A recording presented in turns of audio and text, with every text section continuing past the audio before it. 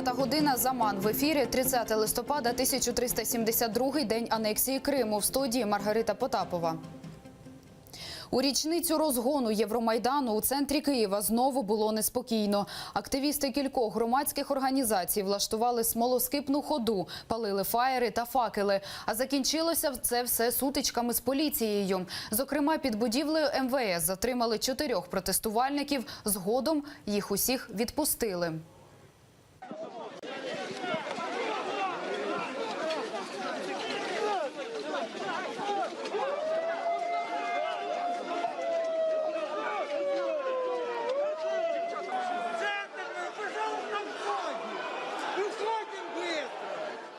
Напередодні ввечері близько сотні активістів до 4-х роковин розгону Євромайдану влаштували акцію протесту. Вимагали покарати причетних до поранень і загибелі людей на Майдані. Ніч проти 30 листопада 2013 року стала переломним моментом під час протестів Революції Гідності. Тоді стався кривавий розгін студентського Майдану. Близько 4 співробітників Беркута почали штурм, били мітингувальників ногами і кийками. За офіційними даними, 128 осіб в ході силової акції дістали поранень. Права людини в окупованому Криму зникли з порядку денного Ради Європи. І це неприпустимо. Так заявив постійний представник України в цій організації Дмитро Кулеба. Український дипломат стурбований тим, що Рада Європи не відреагувала на системні і жорсткі репресії російських окупантів в Криму і смерть ветерана національного руху кримських татар Віджія Кашка. А ще раніше на викрадення Росією українця Павла Гриба. Український дипломат пов'язує ці прикрі факти з тим, що зараз окремі європейські політичні сили, які симпатизують Росії, намагаються повернути її до складу парламентської асамблеї Ради Європи. Захистити права викраденого Росією Павла Гриба вимагає Валерія Лутковська від своєї російської колеги.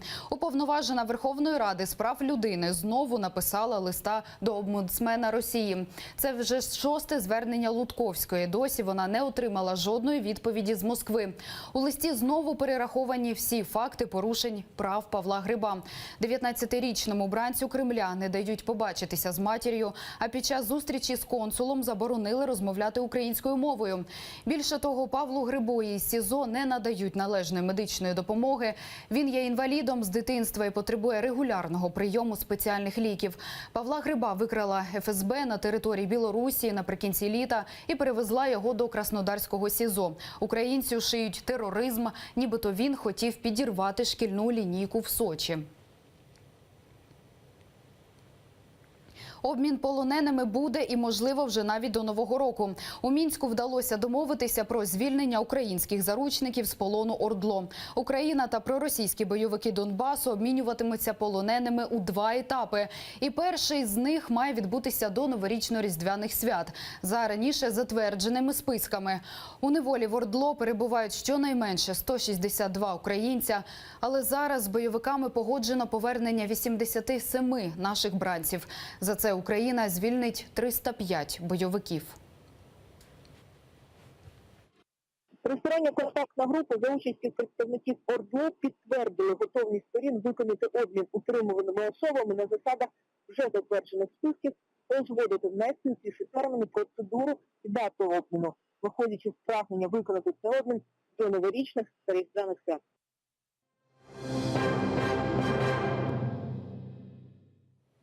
Державна зрада та 12 років тюрми. Такий вирок отримав киянин, який працював на російські спецслужби.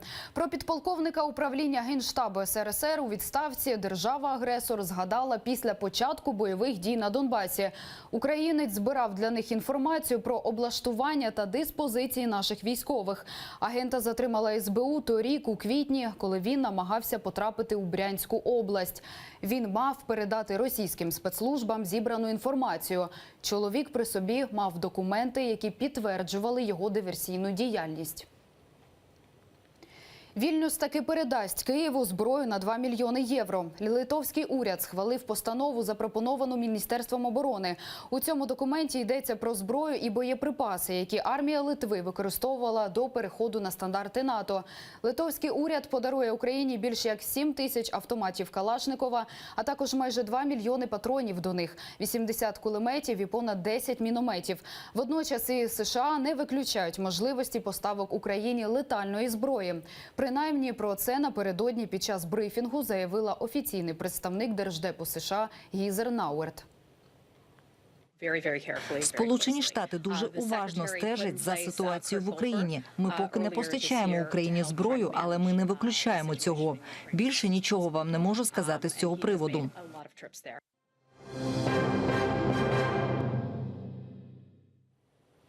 У Туреччині 28 військовослужбовців засуджені до довічного ув'язнення. Всі вони брали участь у спробі путчу влітку минулого року. І всіх їх звинуватили у посяганні на Конституцію України. У ніч проти 15 липня в Стамбулі група турецьких військових спробувала вчинити переворот і усунути від влади президента країни Реджепа Таїпа Ердогана. Тоді у зіткненнях у Туреччині загинули майже 2,5 сотні людей. Спроба перевороту зрештою провалилася. За ґратами опинилися 50 тисяч людей. Арешти тривають і досі. Лише напередодні у Туреччині видали ордери на затримання ще майже 3,5 сотень військових.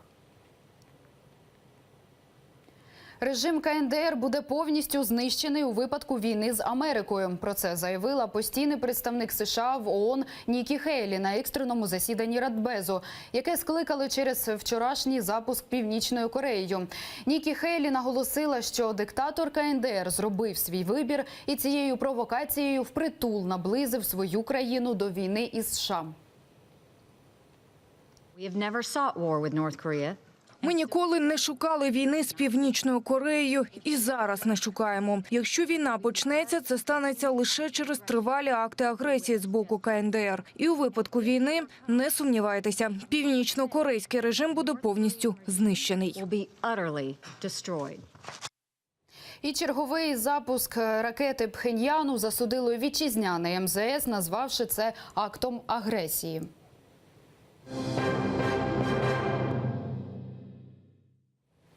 Кримський татарин претендує на волонтерську премію. Марлен Асанов, якого кримські окупанти кинули в СІЗО після жовтневих обшуків, опинився серед номінантів премії «Євромайдан СОС». Її вручатимуть сьогодні. І це вже буде 4-та церемонія нагородження. Премію заснували за рік після розгону Євромайдану як пам'ять про самоорганізацію волонтерів. Звичайні люди, які роблять надзвичайні речі. Це про номінантів волонтерської премії «Євромайдан СОС». Її мета – заохотити тих, хто вже допомагає людям, і надихнути решту не бути байдужими і долучатися до волонтерського руху. Даємо можливість будь-якій людині, яка побачила красиву, натхненну історію волонтерства, яка, можливо, його включила в цей процес, або, можливо, дійсно показала якісь надзвичайні результати, номінувати волонтера, якого вони знають, на цю премію. Цьогоріч номінантів 112. І серед них Марлен Асанов, якого окупанти в Криму затримали за сфабрикованими звинуваченнями в екстремізмі. До цієї номінації мало хто знав, що кримчанин – волонтер зі стажем.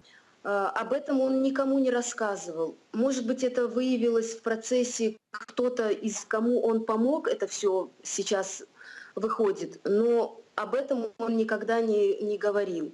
Я единственное знаю, что он помогал. Как помогал, чим, я даже не спрашивала. Як активний учасник об'єднання «Кримська солідарність», Марлен Асанов опікувався родинами кримських політв'язнів, вирішував їхні побутові проблеми і підтримував фінансово. Нині ж він і сам став бранцем Кремля. Його історія в цьому випадку реально унікальна. Ще в нас такої номінації не було. Окрім того, що людина так багато робить, він ще й став таким в'язнем сумління саме за те, що відстоює незалежність як своєї батьківщини, як в Криму, так і України. Марлена Асанова ФСБ затримала під час масових обшуків у Криму 11 жовтня. Йому закидають участь у забороненій в Росії організації «Хізбут Тахрір». Марлена Асанова досі утримують у СІЗО. Оксана Гуцул, Заман, АТР. І це все, що встигаємо розповісти на цю мить. Зараз ефір на АТР продовжить програма «Саба». Залишайтеся з нами, якщо хочете знати більше.